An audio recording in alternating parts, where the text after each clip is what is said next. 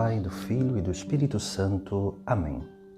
Proclamação do Evangelho de Jesus Cristo segundo Lucas. Naquele tempo, os pastores foram às pressas a Belém e encontraram Maria e José e o recém-nascido, deitado na manjedoura.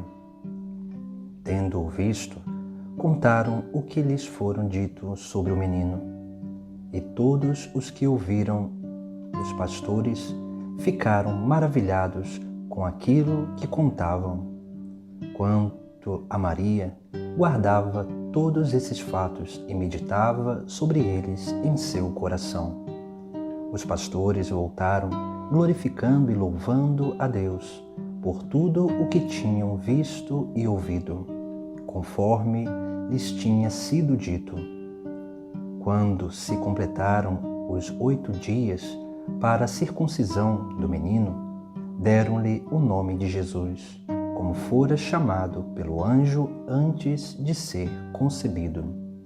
Palavra da salvação. Hoje celebramos a solenidade da Santa Mãe de Deus, nesse dia 1º de janeiro, que é o último dia da 8ª de Natal, onde nós recordamos um dogma que foi declarado no ano de 431, no Concílio de Éfeso. Nessa época, havia uma grande problemática sobre a união das naturezas de Cristo, humana e divina. E por isso, lá na Antiguidade, houve um homem chamado Nestório, que era um monge, que depois foi eleito como patriarca de Constantinopla. Ao chegar no patriarcado, na sua diocese, ele vai escutar as pessoas dizendo e chamando Maria de Theotokos, que significa geradora de Deus. Esse título soou um pouco estranho aos seus ouvidos e por isso Nestório começou a pensar e refletir sobre aquilo e começou a dizer que Maria não poderia ser mãe de Deus, porque Deus é antes de Maria, e Maria é uma criatura, e uma criatura não pode ser mãe do Criador. E por isso, Nestório começou a dizer que Maria não poderia ser Theotokos, mas sim Christotokos, mãe de Cristo, unicamente, mãe da natureza humana de Cristo. Isso gerou um grande problema, porque quando se declara que Maria é só mãe da natureza humana de Cristo, está se dizendo que a divindade, a natureza divina de Cristo é unida à natureza humana num determinado momento do tempo. E isso vai fazendo com que a humanidade de Cristo não seja reconhecida como importante e essencial para a salvação da humanidade.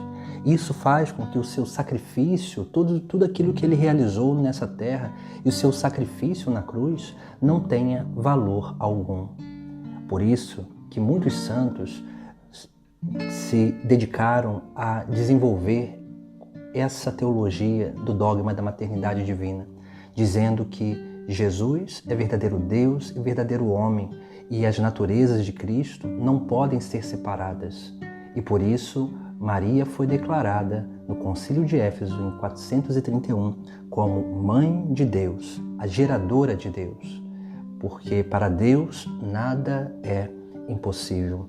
Esse título antigo perpassa os tempos também trazendo um grande ensinamento, porque aquela que foi Mãe de Deus, pela graça divina, é também aquela que é mãe dos filhos de Deus, pela participação no mistério de salvação do seu próprio Filho. Esse é o grande ensinamento dessa grande solenidade, que não é somente uma solenidade mariana, mas é principalmente uma solenidade cristológica, porque afirmar que Maria é mãe de Deus, nós estamos afirmando que a união das naturezas de Cristo é de fato verdadeira. E aquilo que Jesus Cristo fez nessa terra tem um supremo valor, porque é Deus que se manifesta nessa terra. E aquilo que veramente Deus realizou como obra de salvação em nossa vida, é uma obra de restauração da nossa dignidade humana, porque Deus veio salvar não só a alma, mas também o corpo. Por isso que uma das grandes pregações de Jesus Cristo, ele fala sobre aquilo que é a ressurreição da carne. Essa solenidade também tem um viés eclesiológico, porque, como dizia, assim como Maria é mãe do Filho de Deus, é mãe de Deus, ela também é mãe dos filhos de Deus. Nós precisamos acolher essa grande graça, porque Maria, sendo mãe de Deus, mãe do Filho de Deus, ela, por participação, também se torna essa grande mãe intercessora dos filhos de Deus, porque todos nós unidos num único corpo, como membros num único corpo, que é o corpo místico de Cristo, nós estamos verdadeiramente unidos a ela. E se por ela Jesus Cristo veio até nós, é também por ela que nós alcançamos a Jesus Cristo de uma forma perfeita, porque ela é esse canal da graça divina. Por isso que também a nossa vida está sempre unida à vida de Maria. Esse mistério que acontece na vida de Nossa Senhora é um mistério que transborda para a vida da Igreja. E nós somos tocados por esse mistério, porque Maria não é só mãe do Filho de Deus, mas é mãe da Igreja.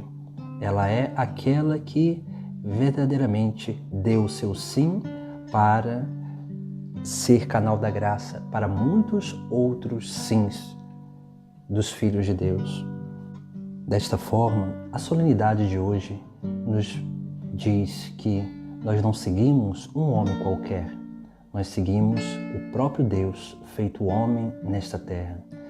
A solenidade de hoje nos diz que nós não estamos unidos a uma igreja qualquer, mas sim uma instituição divina, porque unidos em Cristo somos membros de um único corpo místico de Cristo, que é a Igreja, que tem a sua extensão nessa terra, que caminha peregrinando rumo ao reino dos céus. A solenidade de hoje também nos diz que é preciso proclamar e declarar com a nossa vida que Jesus é verdadeiro Deus e verdadeiro homem, e que as suas duas naturezas nunca se separam, porque a sua obra material e espiritual nessa terra e na eternidade é uma obra de plenitude. Essa solenidade também nos mostra que nós temos uma verdadeira mãe, que é a mãe dos filhos de Deus, que por participação nessa grande maternidade divina, ela verdadeiramente é esse grande auxílio que o próprio Deus deu a cada um de nós, para que possamos perseverar e permanecer no caminho de seguimento ao nosso Senhor. Por isso que precisamos verdadeiramente caminhar como igreja, unidos a Maria, para que possamos estar plenamente unidos a Cristo. E assim possamos verdadeiramente crer e proclamar que nós seguimos um verdadeiro Deus e verdadeiro homem, um Deus que se fez homem para salvar a humanidade através do seu corpo pregado na cruz, tendo como manifestação plena a sua ressurreição e a sua ascensão aos céus. Santa Maria, Mãe de Deus, rogai por nós. Em nome do Pai, do Filho e do Espírito Santo. Amém.